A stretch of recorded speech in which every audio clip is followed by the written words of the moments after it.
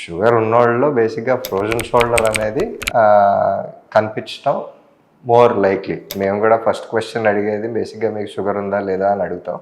ఎందుకంటే nearly 60-70% of sugar diabetes uncontrolled అనేది కనిపిస్తూ ఉంటుంది. చెయ్యి పైకెత్తలేకపోతున్నాం, షర్ట్ వేసుకోవాలన్నా ఇబ్బంది వస్తుంది, గుండీలు పెట్టుకోవాలన్నా ఇబ్బంది వస్తుంది, లేకపోతే తల దూకోవాలన్నా ఇబ్బంది వస్తుంది. సో మరీ ఇబ్బంది ఎక్కువ ఉంటే కొన్నిసార్లు హై వాల్యూమ్ స్టిరాయిడ్ ఇంజెక్షన్ అనేది ఇవ్వటం జరుగుతుంది జాయింట్లోకి. దాని తర్వాత ఫిజియోథెరపీ అనేది స్టార్ట్ అవుతుంది.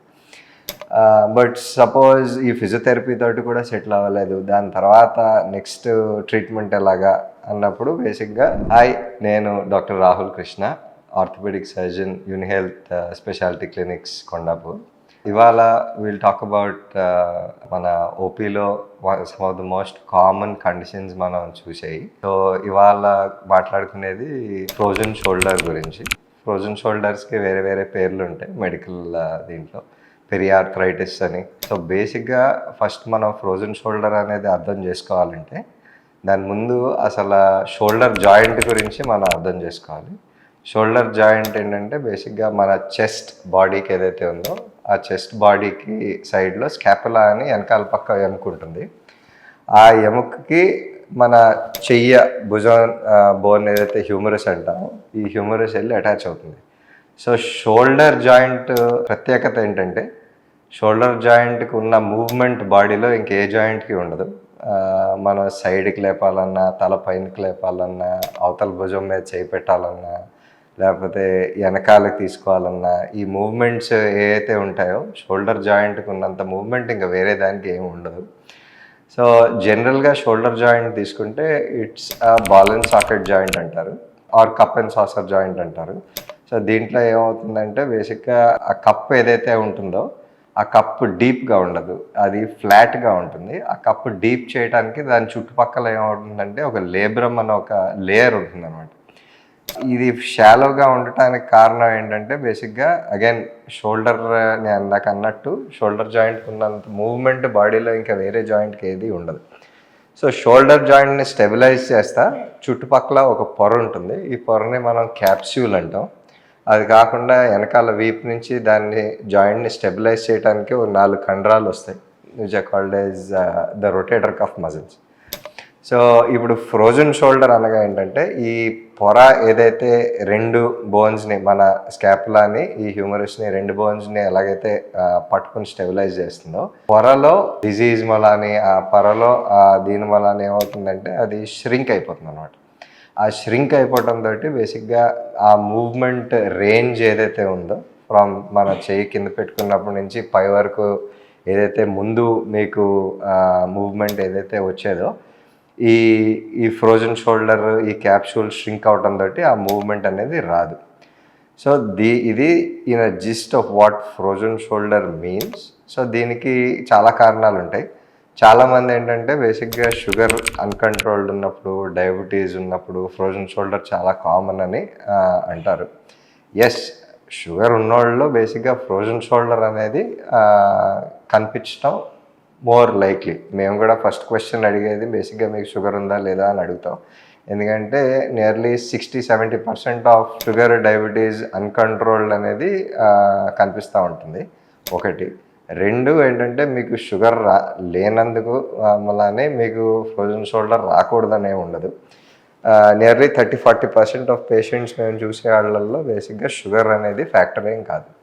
సో ఈ ఫ్రోజన్ షోల్డర్ అనేది ఎలా వస్తుంది? సో కొన్నిసార్లు అది చిన్న ఇంజరీ వల్ల రావచ్చు. రిస్ట్ ఇరిగినప్పుడు బేసిక్గా మేము సిమెంట్ పట్టి వేస్తాం.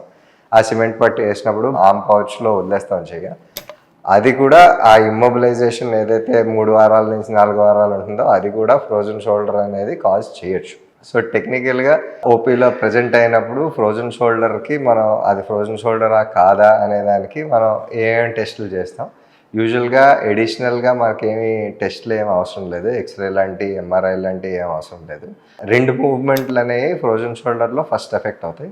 ఒకటేమో చేయి పైకి ఎత్తడం ఆర్ అబ్డక్షన్ అంటాం, రెండోది ఏంటంటే చెయ్యి వెనకాలకి తీసుకెళ్ళటం ఆర్ ఇంటర్నల్ రొటేషన్ అంట. ఈ 2 మూమెంట్స్ మాత్రం చాలా ఫ్రీక్వెంట్గా ఇన్వాల్వ్మెంట్ అవుతాయి దీంట్లో. 2 కాకుండా మోస్ట్ కామన్లీ జనాలు కంప్లైంట్ చేసేది ఏంటంటే చెయ్యి పైకి ఎత్తలేకపోతున్నాం, షర్ట్ వేసుకోవాలన్నా ఇబ్బంది వస్తుంది, గుండీలు పెట్టుకోవాలన్నా ఇబ్బంది వస్తుంది, లేకపోతే తల దూకోవాలన్నా ఇబ్బంది వస్తుంది. ఈ most common complaints.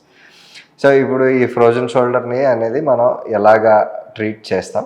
Frozen shoulder అనేది మనం ట్రీట్ చేయటం అనేది ఇప్పుడు లెట్స్ సే డయాబెటిక్ పేషెంట్ ఉన్నారు, డయాబెటీస్ కంట్రోల్లో పెట్టుకుంటే మళ్ళీ ఈ ఫ్రోజన్ షోల్డర్ అనేది తగ్గిపోతుందా అనే ప్రశ్న చాలామంది అడుగుతారు.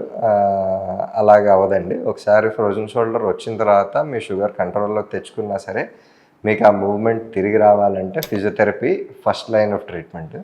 ఫిజియోథెరపీలో ఏం చేస్తారంటే మీకు స్లోగా మళ్ళీ ఆ క్యాప్సూల్ ఆఫ్ పొర ఏదైతే ష్రింక్ అయిపోతుందో ఆ క్యాప్సూల్ పొరని మెల్లిగా ఫిజియోథెరపీ ద్వారా స్ట్రిచ్ చేస్తారు. దాని తర్వాత మళ్ళీ మసిల్ పవర్ జనరేట్ చేయడం అవుతుంది. సో మరీ ఇబ్బంది ఎక్కువ ఉంటే కొన్నిసార్లు హై వాల్యూమ్ స్టిరాయిడ్ ఇంజెక్షన్ అనేది ఇవ్వటం జరుగుతుంది జాయింట్లోకి. దాని తర్వాత ఫిజియోథెరపీ అనేది స్టార్ట్ అవుతుంది. బట్ సపోజ్ ఈ ఫిజియోథెరపీ తోటి కూడా సెటిల్ అవ్వలేదు, దాని తర్వాత నెక్స్ట్ ట్రీట్మెంట్ ఎలాగా అన్నప్పుడు బేసిక్గా అండర్ జనరల్ అనెస్థీషియా మ్యానిపులేషన్ అనేది చేస్తాం. అంటే మీకు మత్తు ఇచ్చిన తర్వాత for about 5 minute period manipulation అంటే బేసిక్గా ఆ పొరని మీరు మత్తులో ఉండగా దాన్ని మళ్ళీ సాగదీస్తాం అనమాట. అది చేసిన తర్వాత కూడా మళ్ళీ దాన్ని మెయింటైన్ చేసుకోవడానికి ఫిజియోథెరపీ అనేది చేసుకోవటం జరుగుతుంది. కొన్ని కేసులు ఉంటాయి అది చేసిన తర్వాత కూడా మనకి రిలీఫ్ రాకపోవటం, ఇంకా తలపైకి ఎత్తలేకపోవటం అలాంటివి కొన్ని ఉంటాయి. వాళ్ళకి ఏం చేస్తామంటే కీహోల్ సర్జరీ చేసి ఆ క్యాప్సూల్ అనేది బోన్ దగ్గర నుంచి మెల్లిగా రిలీజ్ చేసుకుంటా అండర్ గైడెన్స్ దాన్ని మళ్ళీ సాగదీస్తాం. So this in gist covers the entire frozen shoulder and the treatment and the physiotherapy and all that. It's a very common condition అండి మనం చూసేది క్లినిక్లో. మీకు కానీ ఇలాగా ఏమన్నా ఇబ్బంది ఉండి ఏమన్నా షోల్డర్ మూవ్మెంట్లో రిస్ట్రిక్షన్ ఏమన్నా ఉంటే please get your self checked. Thank you.